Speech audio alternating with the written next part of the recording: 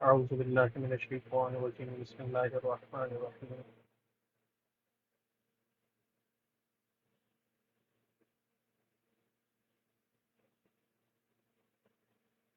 أعوذ بالله من الشيطان الرجيم بسم الله الرحمن الرحيم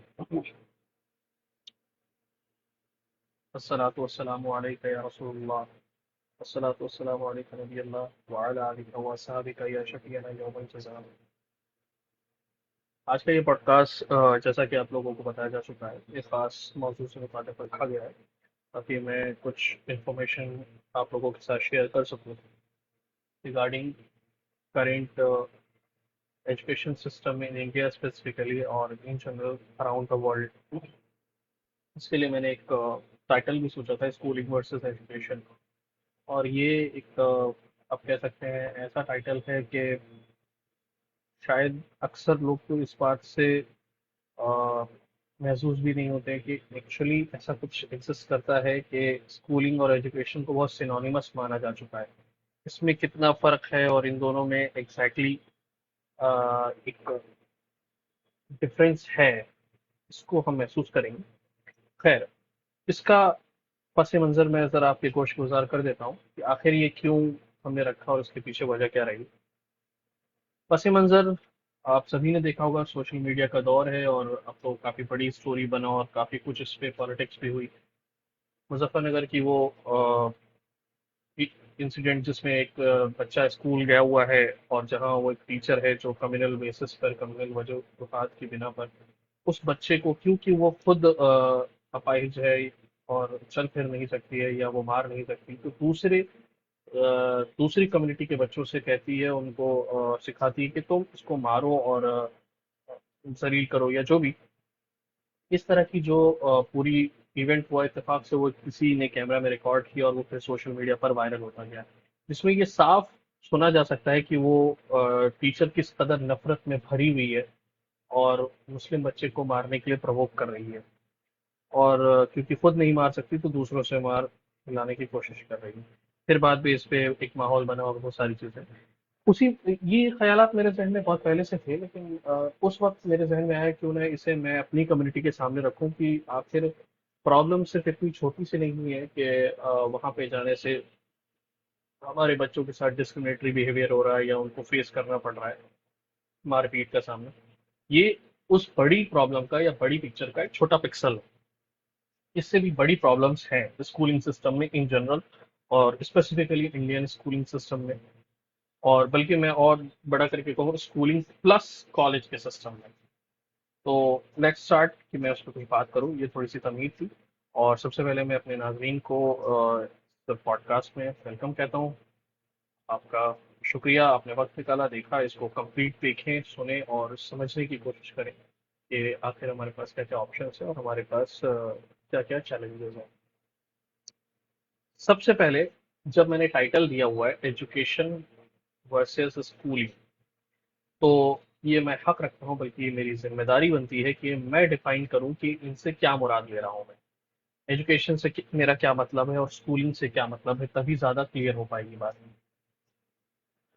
तो मैं इस तरह डिफाइन करता हूँ, बीइंग अ मुस्लिम और बीइंग अ टीचर, और जितना मैंने उलमा से सीखा है कुरान को सुना, कि एजुकेशन जैसे उर्दू में हम कह सकते हैं तरबियत व तालीम, जैसे हिंदी में एक शब्द यूज होता है शिक्षित करना, शिक्षण या शिक्षित, क्या है एग्जैक्टली मेरे हिसाब से इल्म का हुसूल, ताकि वो तमाम मकासद पूरे किया जा सके जो अल्लाह ने, हमारे खुदा ने, हमारे पालनहार ने, हमारे परवरदिगार ने सेट, और ये हमारे मकासद में से होना चाहिए।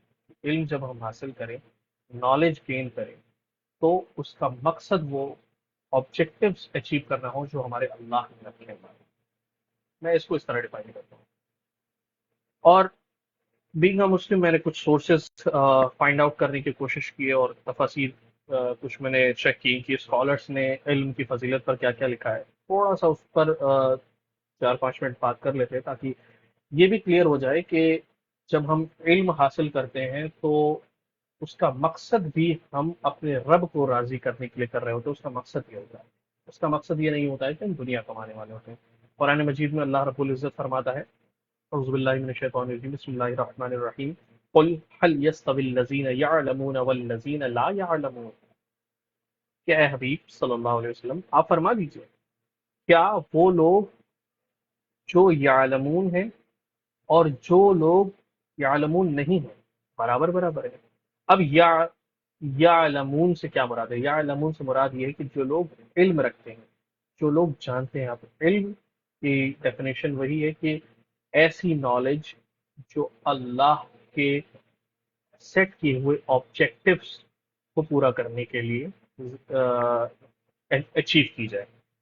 और भी मुझे काफ़ी सारी अहादीस इससे रिलेटेड मिल गई। तो दो सोर्सेज से मैं प्राइमरीली इसको कोट करूंगा, मुस्नदुल फुरदौस से और कंजुल उम्माल से। मैं आपके सामने पढ़ देता हूँ एक एक करके, ताकि ये वाज़ेह हो जाए कि हम अ, इल्म जब हासिल कर रहे होते हैं तो मकसद हमारा रज़ा इलाही होता है, अपने रब को राज़ी करना होता है, और उसके ऑब्जेक्टिव्स क्या हैं ये भी हमारे दीन ने हमें सेट करके दे दिए हैं, ताकि हम उन्हीं पर अमल करें और उन्हीं के ज़रिए आगे बढ़ें। पहली फजीलत जो हमारे यहाँ बयान होती है, 1 hour of acquiring knowledge is better than spending whole night in prayer। हमारे वहाँ फरमाया गया, हमारे जो रिलीजियस सोर्सेज हैं, मुस्नद फरदौस हदीस शरीफ 3917 में कहा गया कि 1 घंटा या एक लम्हा इल्म का हासिल करना, एक साथ इल्म हासिल करना पूरी रात इबादत करने से बेहतर है। यानी गोया के इल्म हासिल करना भी इबादत है। Knowledge is better than worship, इबादत से बेहतर इल्म को बताया गया, या इल्म हासिल करने को बताया गया। तो गोया के इल्म हासिल करना भी इबादत है। हम जब इल्म हासिल कर रहे होते हैं तो अपने रब की इबादत कर रहे होते हैं। Knowledge is the pillar of Islam religion. हमारे दीन की बुनियाद ही इल्म है, या दीन का खंबा जो है जिस पर दीन टिका हुआ है वो इल्म है। तो हमें इल्म हासिल करना इसलिए ज़रूरी है ताकि हम अपने दीन को सहारा दे सकें। Scholars are the lamps of earth and the heirs of prophet. जो आलिम हैं या जो इल्म रखने वाले हैं, जो नॉलेज गेन करने वाले हैं, वो दुनिया के रोशन चराग हैं और अंबिया के वारिस हैं। तो वारिस से मुराद इनहेरिटर्स या हेयर्स, एयर्स। इल्म हासिल करने का एक मकसद ये भी है जो हमारा दीन हमें बताता है, वो ये कि ज़मीन को रोशन करना और अंबिया के वारिस होना। अंबिया यानी प्रॉफिट्स के इनहेरिटर होना। यानी अब जो प्रॉफिट्स की ड्यूटी थी वो हमारी भी ड्यूटी होगी अगर हम स्कॉलर हैं या इल्म हासिल कर रहे हैं। Even after death a person benefits from knowledge. It means knowledge हमें सिर्फ और सिर्फ दुनिया के लिए नहीं कमानी, बल्कि कुछ ऐसे काम भी हमें अपनी नॉलेज से करने हैं ताकि हम डेथ में, अपनी मरने के बाद भी उससे फायदा पा सके। किस तरह? ताकि लोग फायदा पाएं और उसका सवाब हम पाते रहें। और फजीलत ये बयान की गई कि sitting in the company of scholars is worship. इल्म वालों की, या जिन्होंने इल्म हासिल किया है, उनके साथ बैठना भी इबादत करार दिया गया है। ये मैं बता इसलिए रहा हूँ ताकि आपको एक अंदाजा हो जाए कि जब हम इल्म हासिल कर रहे होते हैं तो उसका एक मकसद होता है। सिर्फ एक छोटा मकसद हम लेके ना चले कि हमारा बच्चा अगर इल्म हासिल कर रहा हो तो सिर्फ इसलिए कि भाई उसको एक जॉब चाहिए। वो उसका एक हिस्सा है, और उसका बड़ा हिस्सा ये है कि जो मकासद हमारे दीन ने हमें दिए हैं, जो ऑब्जेक्टिव्स हमारे दीन में सेट किए हैं, जो टारगेट हमें हमारे दीन ने दिया है नॉलेज के थ्रू, हम उसको अचीव करें। कंजुल उमाल से कुछ अहादीस, कुछ नरेशंस में आपके सामने रख देता हूँ। A jurist is heavier than thousand worshippers on शैतान। शैतान के ऊपर मुश्किल है जितना 1000 वर्शिपर्स का होना, उससे ज्यादा मुश्किल है कि एक इल्म वाला हो। यानी जो इल्म वाला होगा वो शैतान के लिए बड़ा मसला है। और उसकी वजह है कि अगर इल्म होगा तो शैतान के बहकावे में, उसके फैलाए हुए प्रोपेगेंडा में, चाहे वो एलजीबीटी का हो, चाहे इस्लाम के खिलाफ हो, चाहे दीन के खिलाफ हो, या आपकी किसी कम्युनिटी इश्यूज के खिलाफ हो, इल्म वाला नहीं आएगा, क्योंकि उसको नॉलेज है, उसको सही और गलत का पता है, तो उसे कंफ्यूज करना आसान नहीं होगा। इवन इससे ज्यादा बताया गया कि on the day of judgement when the weight of ink of scholars and the blood of martyr is weighted. यानी शहीद का खून और स्कॉलर की इंक को जब तौला जाएगा, the ink will prevail over the blood of martyr. It means जो स्कॉलर्स होंगे उनका काम एक शहीद से भी ज्यादा इंपॉर्टेंट है, जबकि शहीद वो होता है जो अपने लोगों की प्रोटेक्शन के लिए, अपने मुल्क की प्रोटेक्शन के लिए अपनी जान दे देता है। लेकिन इल्म वाला इतना इंपॉर्टेंट है कि ये उससे ज्यादा बड़े ऑब्जेक्टिव्स इस इल्म वाले के हैं। Everything asks for forgiveness for the scholar, even the fishes in sea. हमारा दीन ये कहता है कि समंदर की मछलियां भी, और बाज रिवायतों में आया कि परिंदे वगैरह भी या फरिश्ते वगैरह भी इल्म हासिल करने वाले के लिए दुआ करते हैं, स्कॉलर्स के लिए दुआ करते हैं, उसकी बख्शिश की दुआ करते हैं। और उसके पीछे की वजह ये है क्योंकि उसके ऑब्जेक्टिव्स सबसे ज्यादा बड़े और सबसे ज्यादा इंपॉर्टेंट हैं हमारी सोसाइटी के अंदर। अब हमारा दीन क्या कहता है कि the people of paradise will need scholars in paradise. Even अहले जन्नत, जन्नत में जाने वाले भी लोग स्कॉलर्स की नीड में होंगे। जन्नत में भी उन्हें जरूरत पड़ेगी कि वो स्कॉलर्स से मशवरा ले, उनकी हेल्प और उनका सपोर्ट लें। Scholars are like stars in the sky. ये ऑब्जेक्टिव्स हैं हमारे दीन के कि स्कॉलर्स आसमानों में सितारों की तरह है। Through which the way is found in the darkness of land and the sea. हमारा दीन हमारे लिए ये ऑब्जेक्टिव सेट करता है कि हमारे जो स्कॉलर्स होंगे वो लोगों के लिए हिदायत का रास्ता बनेंगे। यानी हमारे स्कॉलर्स लोगों को बताएंगे, उनका प्राइमरी ऑब्जेक्टिव या सबसे कीमती ऑब्जेक्टिव ये है कि वो लोगों को हिदायत दें, लोगों को सही और गलत का फर्क बताएं और लोगों को अंधेरे से निकाल करके रोशनी की तरफ ले जाएं। और उसके बाद आखिरी में बात को कंक्लूड करूंगा। On the day of judgement after the prophets scholars will intercede. रोज़े महशर, प्रॉफिट्स के बाद, अंबिया के बाद स्कॉलर्स भी शफात करेंगे, यानी इनका ये मकाम अल्लाह ने अपनी बारगाह में रखा। ये कुछ बातें थी जिससे अंदाजा लग जाएगा आपको कि हमारे दीन ने इल्म हासिल करना कितना इंपॉर्टेंट रखा है, और फिर इल्म हासिल करने के ऑब्जेक्टिव्स क्या है। आई होप ये क्लियर हो गया होगा। Moving on to the next part. Schooling क्या है, इसको भी मुझे डिफाइन करना चाहिए। तो मैं इसको इस तरह डिफाइन करता हूँ कि हर वो चीज जो स्कूल में सीखी गई स्कूलिंग के अंदर आती है। और स्कूलिंग के लिए स्ट्रक्चर्ड इंफॉर्मेशन होती है, प्रोसेस्ड होती है, और इसको जो भी इंफॉर्मेशन हमारे स्कूल में हमें दी जानी होती है उसको प्रॉपर स्ट्रक्चर किया जाता है, और फिर स्टेप बाय स्टेप एक सेट फ्रेम्स के थ्रू एक इंसान के अंदर इंस्टॉल किया जाता है। जस्ट लाइक किसी ऑर्गेनाइजेशन में, फॉर एग्जांपल मिलिट्री में फौजियों को कुछ ट्रेनिंग दी जाती है तो उनको इन्फॉर्मेशन प्लस ट्रेनिंग वो सारी दी जाती है। इसी तरह किसी इंडस्ट्री में जब कोई बंदा जाता है तो उसको एक प्रॉपर ट्रेनिंग दी जाती है, कुछ इन्फॉर्मेशन दी जाती है। इसी तरह एक पर्टिकुलर इन्फॉर्मेशन को पास ऑन किया जाता है नेक्स्ट जनरेशन में, और एक पर्टिकुलर इंस्टीट्यूशन में जिसका नाम है स्कूल। और इस पूरे प्रोसेस को हम कहते हैं स्कूल।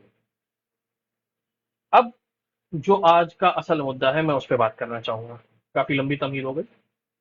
स्कूल्स क्या देते हैं सोसाइटी को, और क्यों सोसाइटी को स्कूल्स की तरफ एक मैंडेटरी सिस्टम के थ्रू पुश किया जा रहा है कि भाई स्कूल्स के थ्रू हमें एजुकेशन लेना है। और सबसे प्राइमरीली कहा जाता है कि भाई नॉलेज मिलती है स्कूल से। नो डाउट नॉलेज मिलती है, बहुत सारी चीजें हमें जानने को, सीखने को, समझने को मिलती है स्कूल्स में। और ये तो बहुत इंपॉर्टेंट पार्ट है कि हम स्कूल्स में बहुत कुछ सीखते हैं जो लाइफ टाइम याद रहता है या हमें जॉब्स लेने में मदद करता है। लेकिन on the very same space और भी कुछ चीजें मिलती हैं। फॉर एग्जांपल ग्रेडिंग सिस्टम की डॉग रेस। ग्रेडिंग सिस्टम की डॉग रेस इतनी मैं कह सकता हूँ वाहियात सिस्टम है जो आज तक डेवलप किया गया है, जितना शायद ही किसी ने किया होगा। नॉलेज गेन करना एक नोबल एक्ट है, और नॉलेज पास ऑन करना यानी सिखाना, टीच करना भी एक नोबल प्रोफेशन है। बट उसको एक पिछले 150-200 सालों में जब से आप कह सकते हैं Anglo British modern education system India में इंट्रोड्यूस करवाया गया, जिसको हिंदुस्तानियों ने, और स्पेशली क्योंकि वो मुगलों के दौर से एक मुस्लिम्स का एजुकेशन सिस्टम था, मुस्लिम्स का डोमिनेशन था, उन्होंने यकमुश्त रिजेक्ट कर दिया था। बट अनफॉर्चुनेटली कुछ हमारे ही लोग थे जिन्होंने हेल्प किया और हमारी सोसाइटी ने इसको प्रीच किया और सोसाइटी ने एक्सेप्ट करना शुरू कर दिया। अब इस सिस्टम में क्या होता है कि इंडिविजुअल लर्निंग और अंडरस्टैंडिंग को बिल्ड करने से ज्यादा फोकस ये होता है कि ग्रेड किसके किस ज्यादा आए हैं, और इस ग्रेड के पीछे बाकी हम लोग जो स्कूल में पढ़े हुए हैं वो बखूबी जानते हैं कि किस तरह हम लोगों को बताया जाता है कि भाई ग्रेड लाने के लिए आपको क्या क्या करना है। ये करेंगे तो इतना ग्रेड आएगा, वो करेंगे तो इतना ग्रेड आएगा, इसके लिए इतना करना है। बेसिक प्राइमरी फंक्शन जो था लर्निंग एंड डेवलपिंग, वो कहीं पीछे छूट जाता है, जो कि साथ साथ ऑफ कोर्स होता है, लेकिन फोकस वहां से हट करके ग्रेडिंग सिस्टम की तरफ हो जाता है, और फिर ये लाइफ में एक ऐसी आप कह सकते हैं सर्कुलर चेन के अंदर इंसान को डाल देता है कि फिर वो डॉग रेस में जिंदगी भर के लिए चला जाता है। और होता क्या है कि ये डॉग रेस सिर्फ ऐसा नहीं स्कूल्स में ही रहती है, फिर जब आप सोसाइटी में निकलते हैं, कॉर्पोरेट में जाते हैं, और शायद इसीलिए लाया गया क्योंकि कॉर्पोरेट एक डॉग रेस की जगह है जहाँ पे सब डॉग रेस में भाग रहे होते हैं, तो शायद उसके लिए प्रिपेयर करने के लिए स्कूल्स में भी उन्होंने ऐसा किया है। जबकि मुझे लगता है कि ऐसा नहीं होना चाहिए, क्योंकि एज ए इंडिविजुअल नॉलेज सीखना और सिखाना नोबल प्रोफेशन है, ये कोई डॉग रेस नहीं है। और स्कूल्स देते हैं आपको स्ट्रेस एंड डिप्रेशन, इस पे बहुत ज्यादा बात करने की जरूरत नहीं है। स्टैट्स कहते हैं कि हमारे कंट्री में हर कुछ मिनट में एक स्टूडेंट सुसाइड करता है। ये वो है जो बेचारे अपनी जान से चले जाते हैं और स्टैटिस्टिक्स में आ जाते हैं। बहुत सारे वो हैं जो अपने इमोशंस, अपनी फीलिंग्स, अपनी खुशियां और सब कुछ तबाह कर चुके होते हैं, अपने आप को तबाह कर चुके होते हैं, स्टिल वो कुछ नहीं कर पाते, क्योंकि या तो फैमिली प्रेशर प्रेशर में, पीयर प्रेशर में, या किसी भी तरह के प्रेशर में वो जी रहे होते हैं।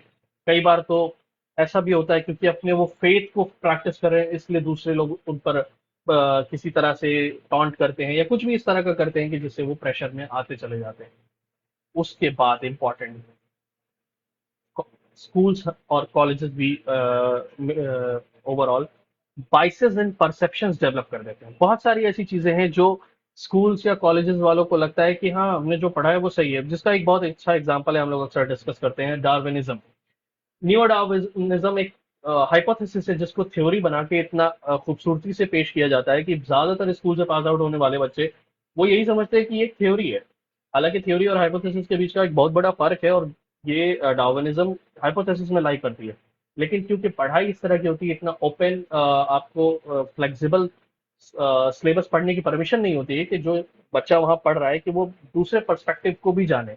और वो यही समझता रहता है, जब हम उन्हें पहली बार बताते हैं तो वो शॉक हो जाते हैं कि अच्छा ऐसा भी है, ऐसा तो मैं नहीं मानता या मुझे नहीं लगता।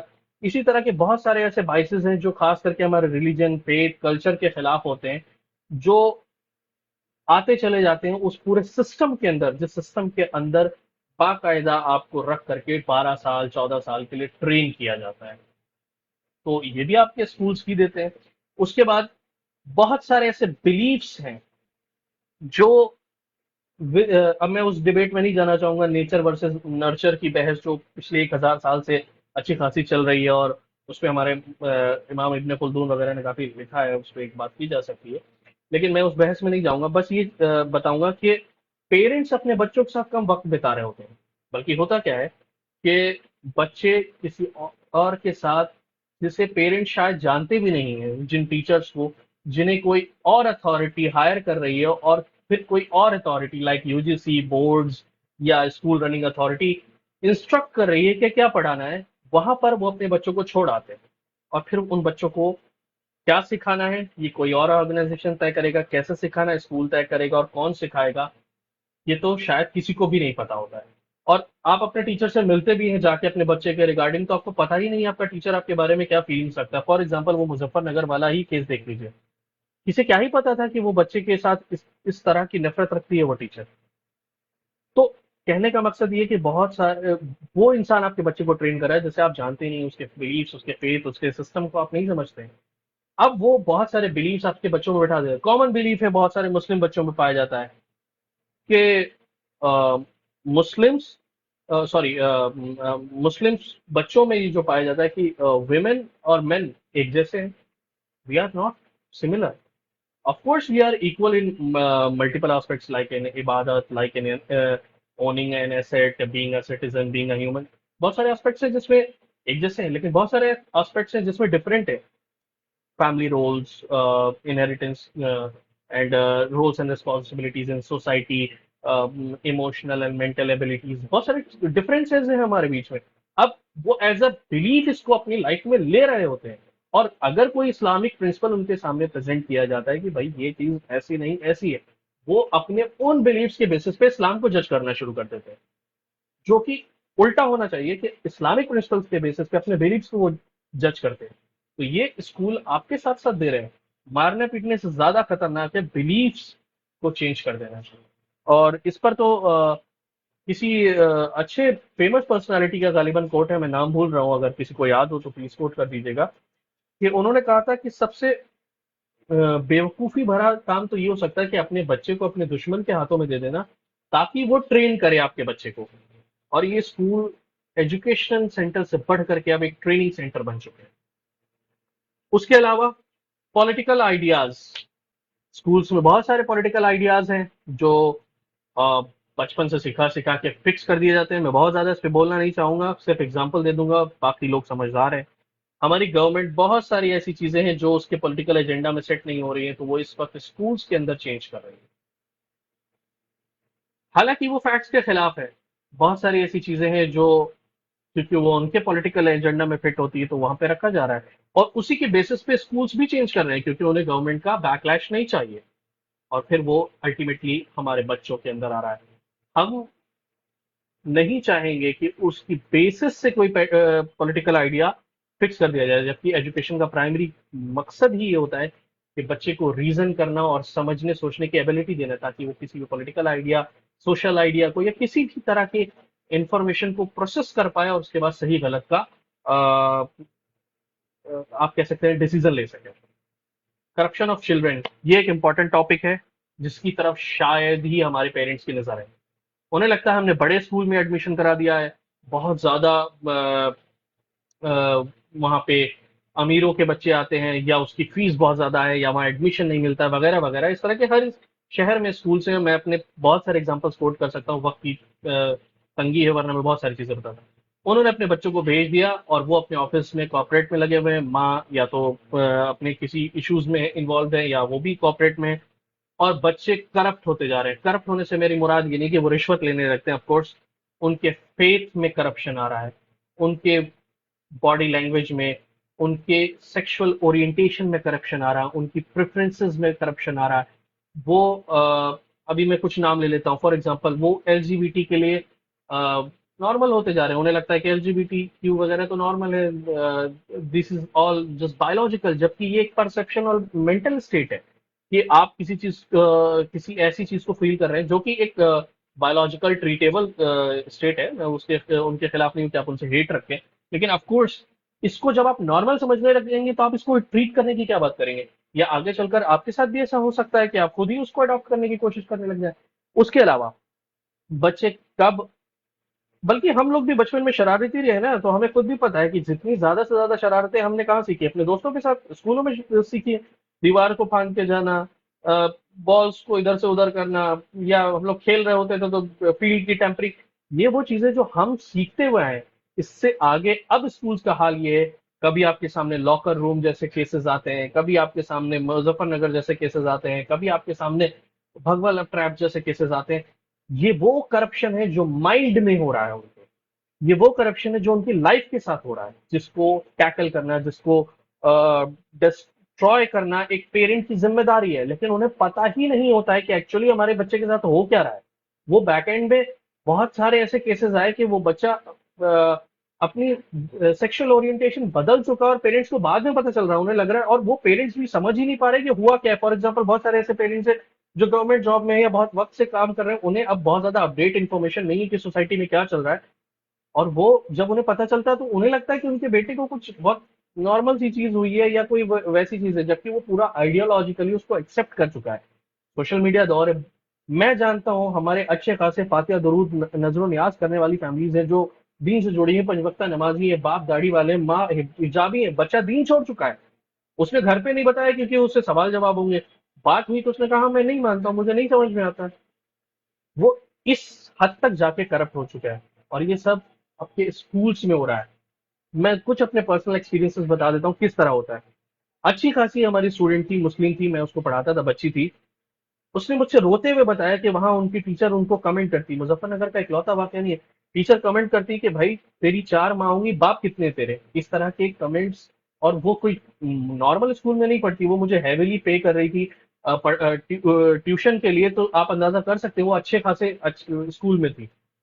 उसने फेस किया है स्कूल्स में बहुत सारे हैरेसमेंट को। बल्कि मैं खुद कोट कर सकता हूँ, मेरे अपने रिलेटिव्स हैं जो हिजाब को लेके बहुत सारी चीजें फेस करते हैं स्कूल्स में, और उनको फोर्स किया जाता है कि आप अपने फेथ को, अपनी आइडेंटिटी को डिनाउंस करें, और दूसरी, और खास करके वेस्टर्न या जिन लोगों ने इस सिलेबस को डिजाइन किया है, उनकी आइडेंटिटी को एक्सेप्ट करें। ये वो है करप्शन जो हमारे चिल्ड्रन को स्कूल से मिल रहा है। Moving on to the conclusion, schools क्या नहीं देते हैं हमें? खुदा का कंसेप्ट जो सबसे इंपॉर्टेंट है, हमारा बनाने वाला कौन है और वो हमसे चाहता क्या है, तभी एक इंसान अपनी सही जिंदगी गुजार पाएगा। ये हमें स्कूल्स हरगिज नहीं बता पाते हैं, बल्कि अगर उनसे पूछा जाए तो शायद वो भी सही आंसर नहीं दे पाएंगे। कल्चरल और रेशियल एक्सेप्टेंस नहीं दे पाते हो, तभी आप सुनते हैं कि हजारों की तादाद में ऐसे केसेस रिपोर्ट होते हैं, और बहुत सारे ऐसे जो रिपोर्ट ही नहीं होते हैं। दूसरा, रिलीजियस क्लियरिटी नहीं दे पाते। बहुत से ऐसे कंसेप्ट हैं जो रिलीजन से रिलेटेड है और स्कूल में पढ़ने वालों को हरगिज पता नहीं होता। बल्कि हालांकि मैं इससे एग्री नहीं करता हूँ, हमारे उलमा कराम के बीच तो ये टर्म एक्सेप्टेबल हो चुकी है कि वो मॉडर्न पढ़े लिखे लोगों को बहरहाल वो एक अलग तरह से ट्रीट करने लगते हैं कि भाई ये लोग पढ़े लिखे लोग हैं, और बहुत ज्यादा पढ़े लिखे लोगों को एक अलग ही क्लास वो समझने लगते हैं। हालांकि प्रॉब्लम ये है कि उन्हें रिलीजियस क्लैरिटी उनके स्कूल्स में नहीं मिल पाती है। इवन तो वो चाहे साउथ एशिया के मुस्लिम कंट्री में इस्टेब्लिश्ड स्कूल्स ही क्यों ना हो, उनको क्लियरिटी नहीं होती है अपने रिलीजियस कंसेप्ट के बारे में। और इसलिए उनके सामने जब उनके कनिंग टीचर्स या कनिंग क्लासमेट्स या सीनियर्स जब ऐसे सवाल रख देते हैं जो रिलीजन से रिलेटेड होते हैं, जो फैब्रिकेशन पर बेस्ड होते हैं, बल्कि इससे पहले वाला हमारा वीडियो देखे हमने उस पर बात की थी मौलाना मोहम्मद कासिम अजहरी साहब के साथ, तो उन्होंने बताया था कि कितनी ज्यादा फैलेसीज होती हैं उनके ऑब्जेक्शंस में। वो फैलेसीज के साथ जब उसको सवाल किया जाता है तो हमारा जो स्टूडेंट है वो सरेंडर हो जाता है उनके सामने, और वो अपने फेथ को डाउट की स्टेट में ले जाता है, जो कि फेथ का मतलब ये कॉन्क्रीट आपका ईमान हो। उसके बाद स्कूल्स हमें नहीं दे पाते हैं इल आइडियाज और इल थिंग्स से सेफ्टी, यानी बुरे ख्यालात जो बच्चों में आ जाते हैं, बहुत सारे ऐसी चीजें। बल्कि इवन जो सोसाइटी में बहुत सारे रॉन्ग नैरेटिव्स हैं, या सोशल मीडिया, टेलीविजन से आने वाले बहुत से ऐसे परसेप्शन जो हमारे बच्चों के अंदर होते हैं, स्कूल्स उन्हें दूर नहीं कर पाते हैं, बुरी चीजों से बचा नहीं पाते हैं। ड्रग्स, अल्कोहल, सिगरेट, ये आजकल स्कूल्स में पहुंच चुके हैं और उनके पास कोई सिस्टम नहीं है इसको रोकने का। जो स्किल्स हमें रियल लाइफ में चाहिए वो नहीं मिल पाती। इस पे तो खैर बहुत बात होती है, जो पढ़ने वाले खूब जानते हैं कि कितना गैप है जो एक्चुअल में इंडस्ट्री है जहां पे काम करना है, और वहां और स्कूल के सिस्टम के अंदर साइंटिफिक एटीट्यूड डेवलप नहीं होता। मैंने इसीलिए रखा है, साइंस तो बहुत सारे स्टूडेंट पढ़ते हैं, पास भी होते हैं, कितने परसेंट लोग हैं जो साइंटिफिक एटीट्यूड डेवलप कर पाते हैं? शायद 1%। और अगर ये सिस्टम की सक्सेस मानी जाए तो फिर ये मान के हमें चलना पड़ेगा कि बाकी लोग क्यों फेल हो गए, या तो वो अपनी वजह से, लेकिन ऐसा नहीं है। जो लोग डेवलप कर पाते हैं वो अपनी वजह से कर पाते हैं, सिस्टम इसमें फेल हो चुका है। साइंटिफिक एटीट्यूड डेवलप, अब साइंटिफिक एटीट्यूड क्या है? साइंस पढ़ने के बाद भी साइंटिफिक एटीट्यूड डेवलप क्यों नहीं हो पा रहा है? उसकी एक वजह है जो मुझे लगती है। साइंटिफिक एटीट्यूड का मतलब है क्वेश्चन करना, और कॉन्क्रीट एविडेंस जिन्हें हम अपने सेंसेस से परसीव कर पाए, उस बेसिस पे अपना ओपिनियन बनाना, जो कि शायद ये एटीट्यूड स्कूल हमारे डेवलप नहीं कर पाते। मॉरल्स और एथिक्स से तो हमारे स्कूल के बच्चे कितने खाली हैं, ये तो हम बहुत बेहतर जानते हैं, इसको बहुत ज्यादा एक्सप्लेन करने की जरूरत नहीं है। जो हमारे बच्चों की इंडिविजुअल रिक्वायरमेंट्स होती हैं, चाहे वो उनकी रिलीजियस हो या स्पिरिचुअल हो या बहुत डिफरेंट टाइप की, उनको भी स्कूल्स फुलफिल नहीं कर पा रहे हमारे। Coming on to the conclusion, हमारे पास क्या ऑप्शन है? ये बहुत शॉर्ट में मैंने रखा है ताकि थोड़ा सा एक आइडिया लगे, और हमारे जो पेरेंट्स हैं वो उस चीज को समझने की कोशिश करें कि हमारे बच्चे क्या फेस कर रहे हैं।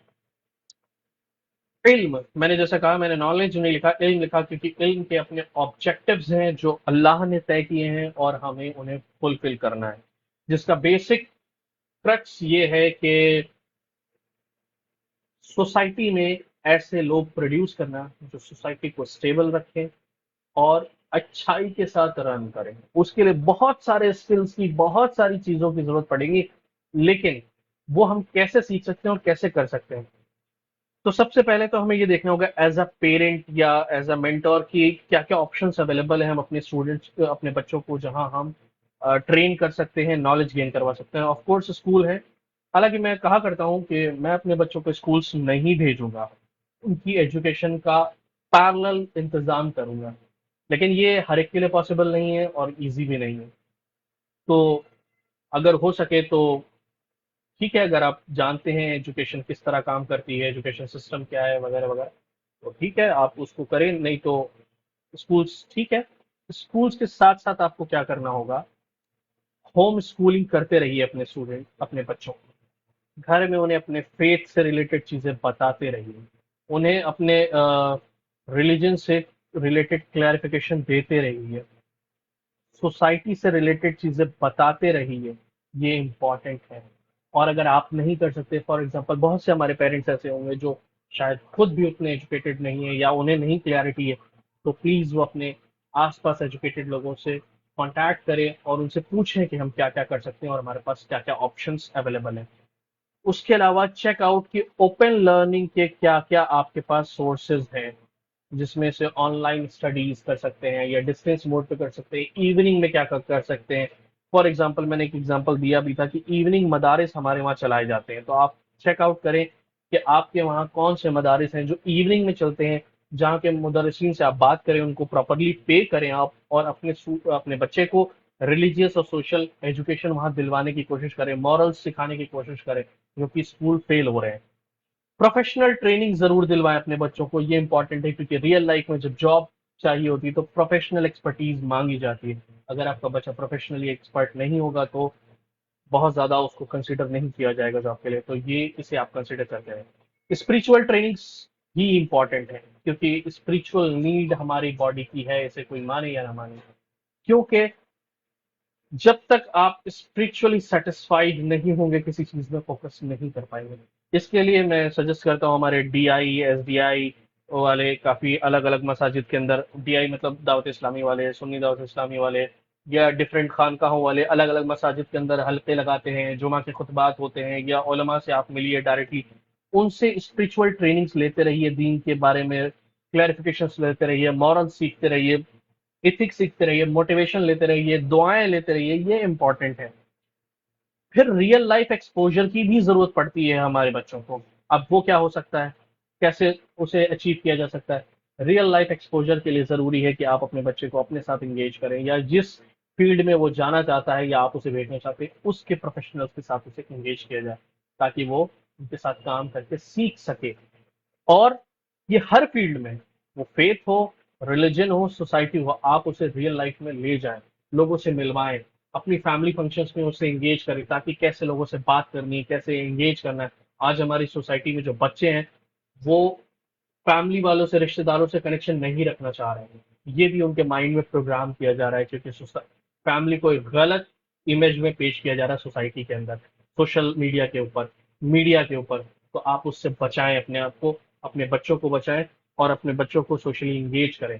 रिलीजन के लिए जो कुछ इस वक्त हो रहा है वो तो आपको पता ही है, उससे बचाने के लिए भी रियल लाइफ एक्सपोजर जरूरी है। उलमा से मिलवाएं, स्कॉलर से, एक्सपर्ट से मिलवाएं।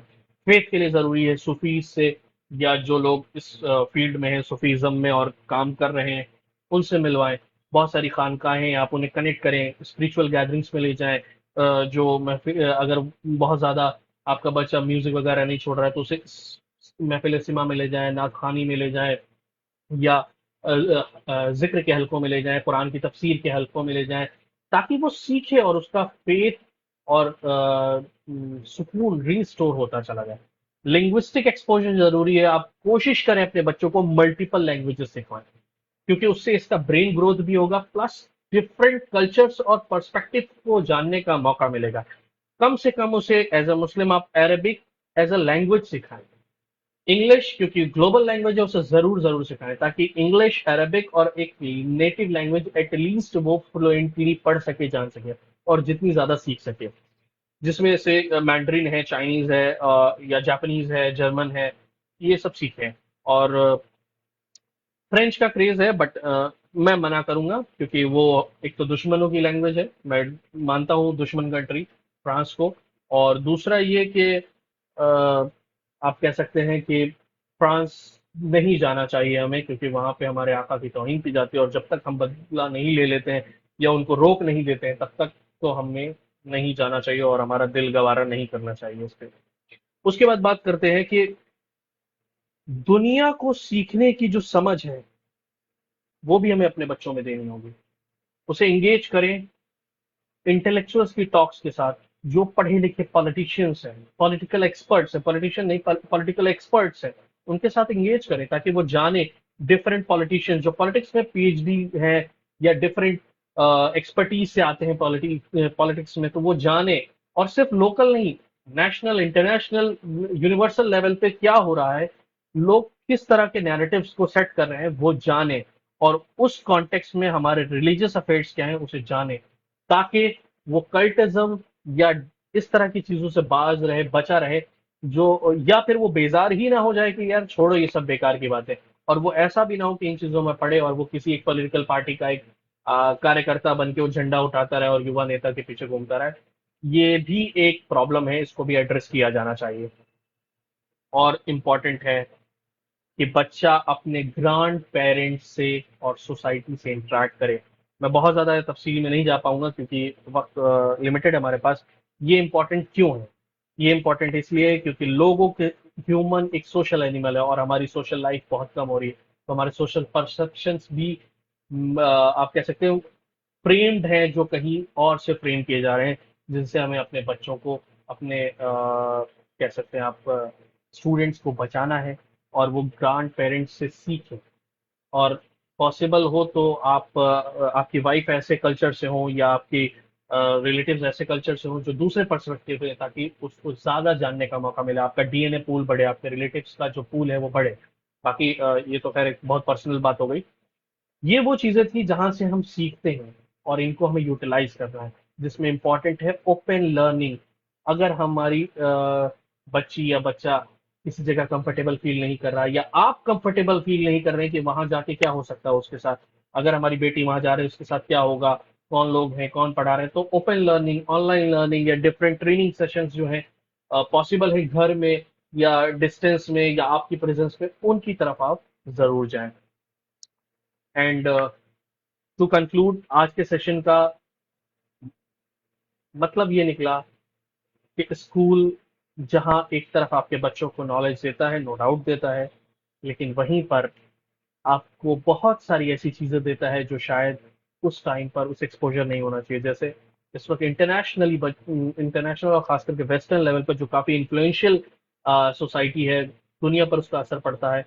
वहां से लेकर यूरोप, ऑस्ट्रेलिया एंड अमेरिका, हर जगह स्कूल्स में अब सेक्सुअल ओरिएंटेशन से रिलेटेड जो चीजें हैं वो स्टूडेंट्स को, छोटे बच्चों को एक्सपोज की जा रही है, और उन्हें बहुत ऐसी चीजें बताई जा रही हैं जो शायद उन्हें नहीं पता होनी चाहिए, या हम कभी अपने बच्चों को उनसे प्रोटेक्ट करेंगे एक पर्टिकुलर एज तक, लेकिन वहां पे उन्हें एक्सपोज किया जा रहा है, बहुत सारी चीजें लीगलाइज की जा रही हैं जो बच्चों के लिए ठीक नहीं है।